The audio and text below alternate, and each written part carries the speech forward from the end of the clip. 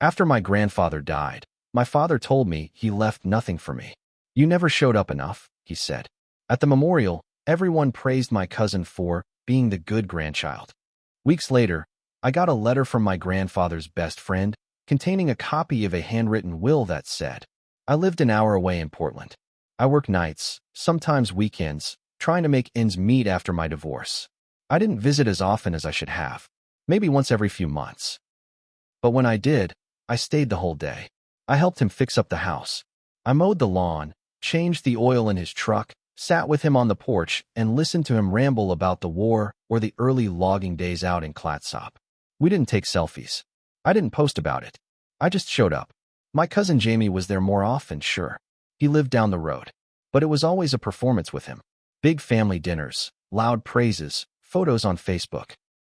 Always playing the role of the good grandson.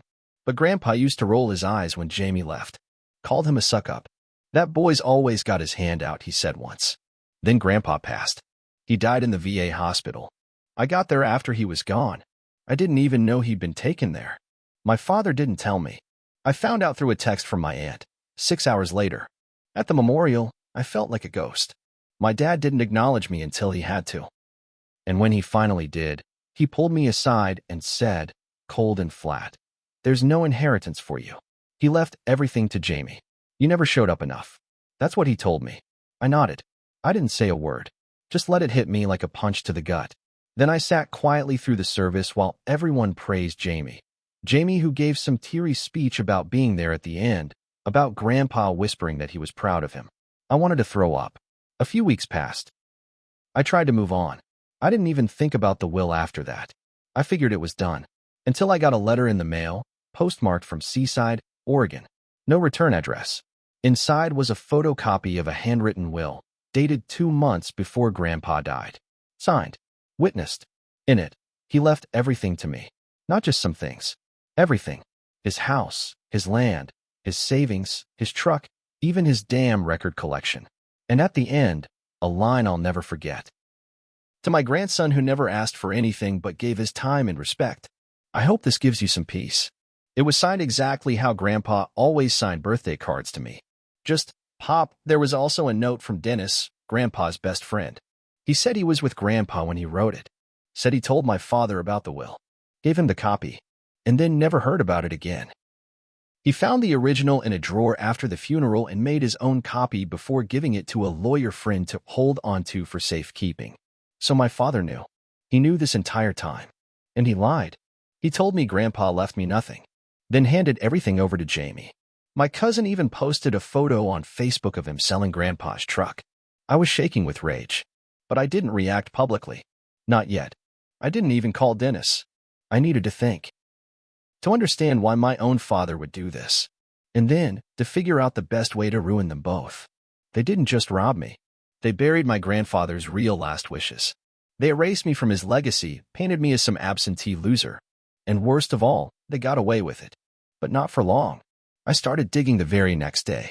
First, I called the county clerk's office in Washington County to ask about the probate records for my grandfather's estate. The woman on the phone told me it had already been processed. I asked who filed. She said, filed by Charles Hanley. My father. Of course. I asked if a will was included. She said, yes, a simple typed one. Left everything to a grandson named Jamie Hanley. I thanked her and hung up. That was when I knew just how far my father went. He didn't just ignore the handwritten will, he forged a new one. Typed. Simple. Probably downloaded a free template off Google, slapped Jamie's name on it, and signed Grandpa's name like it meant nothing. Then he submitted it to the court, hoping no one would ever question it. And he was almost right. Almost. I drove to Seaside to meet Dennis that weekend. He was older, slower, but sharp as hell. He showed me the original handwritten will, folded, yellowed, but still clearly marked and witnessed. 2 neighbors had signed it. I asked him why he never came forward. He looked me dead in the eye and said, your father told me he'd already taken care of it, that it had been filed. I trusted him. But something about his tone that day stuck with me. Dennis gave me the name of the lawyer he gave the will to, a guy named Rudd out in Beaverton. I called him and made an appointment. When I showed him what I had, his whole face changed. Who submitted the probate? He asked.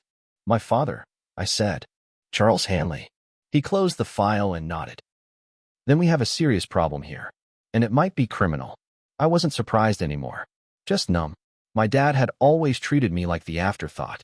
I was the quiet kid, the artsy one who didn't follow in his footsteps. Jamie was the golden boy, played football, worked in construction, went into business with my dad. I knew they were close, but I never thought they'd go this far just to erase me. I didn't go to the police. Not yet. I needed leverage. So I started playing dumb. I messaged Jamie, congratulating him on the house sale. Asked if he'd found anyone to buy Grandpa's truck. He told me he sold it to some guy in Eugene for 10 grand. That truck was worth 25 easy, which meant Jamie was already burning through what he stole. I visited the house too, pretending I just wanted to walk the property one last time. Jamie wasn't there, but my dad was. He stood on the porch with a beer in his hand, looked down at me like I was a stray dog sniffing around. You should go, he said. There's nothing for you here. I stared at him. I wanted to punch him. Instead, I said, I got a letter. From Dennis. He froze. Just for a second. Just enough to tell me everything I needed. I don't know what you're talking about, he said. I nodded slowly. Yeah, I figured you'd say that. Then I turned and walked away.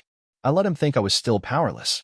Let him sit in his stolen house and believe the lie he told. But I had the real will. I had proof of forgery. I had witnesses. And I had a lawyer who was pissed. What I needed now was patience. I wasn't just going to get back what was mine. I was going to tear their whole scheme apart, piece by piece. They wanted to cut me out of the family? Fine. I was going to burn the whole family illusion down. Just as I was getting ready to move forward with legal action, Dennis called me in a panic. Someone broke into my shed, he said. Didn't take anything, except the file with your grandfather's will.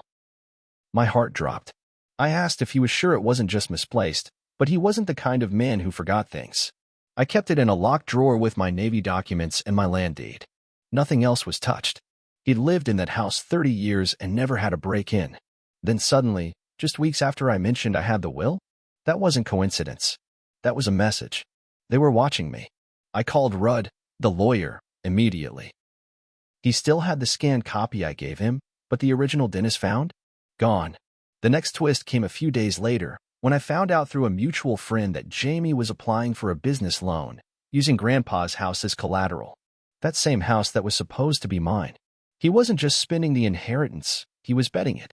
Rudd warned me, if the bank approves the loan and Jamie defaults, the property could be lost in foreclosure before this even goes to court. So I filed an emergency petition to contest the probate. We submitted the handwritten will as evidence, along with sworn statements from Dennis and the 2 witnesses who'd signed it. That's when my father's lawyer reached out. The message was clear. Settle this quietly. We'll offer you $50,000 and a formal apology. No admission of wrongdoing. $50,000. Out of an estate worth more than $500,000, not even counting the land value. That wasn't an offer. That was a warning. They were scared. But still arrogant enough to think I'd fold. I declined. 2 days later, my work laptop was hacked. Files deleted. Emails gone. IT traced the intrusion to a local IP address linked to a construction firm, my dad and Jamie's company. I confronted Jamie. Called him directly. You went too far, I said. He laughed. You were never part of this family anyway. Grandpa was senile. We did what was best. That word, senile, snapped something inside me. I remembered every quiet day I spent with Grandpa, sitting in the garage while he told me stories and asked about my life.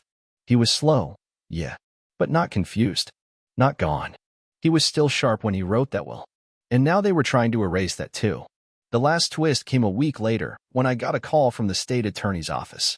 Turns out, I wasn't the only one who'd filed a complaint. Someone else had, an employee at their own company. She submitted evidence that Jamie and my father had falsified payroll to get COVID relief loans and never paid them back. Fraud, document forgery, perjury in probate court, financial misconduct. This wasn't just about Grandpa's will anymore.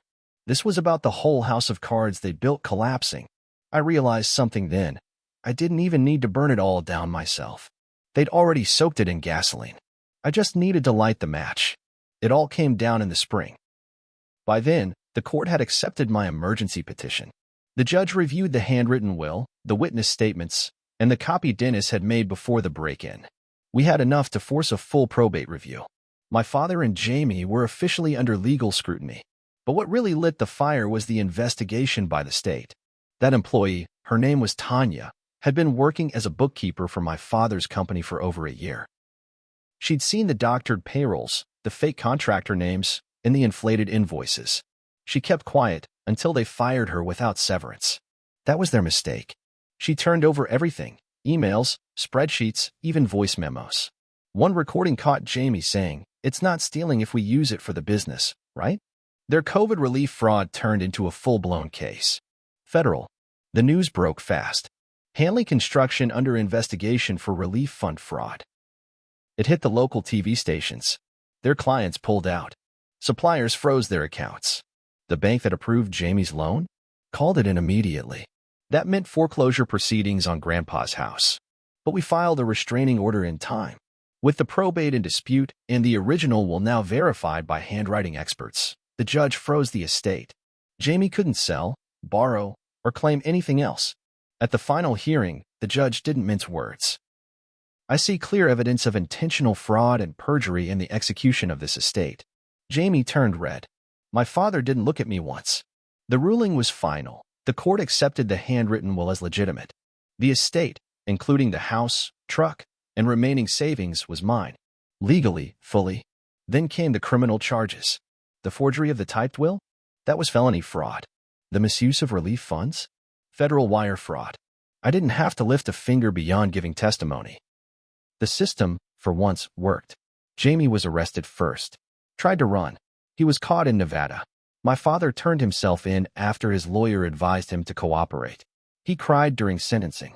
Claimed he just wanted to protect the family business. But I knew the truth. He wanted to erase me. And now he gets to spend the next 3 years in federal prison thinking about that. As for the house, I kept it. I didn't sell it. I restored it. Every room, every window, just how Grandpa had it. I drive the truck too. Changed the plates to say for Pop. Dentist visits every Sunday. We play cards, drink beer, sit on the porch. Sometimes I think about confronting Jamie again, face to face. But then I remember what Grandpa used to say when he was angry but trying to hold it in. You don't need to raise your voice when the truth's already loud enough.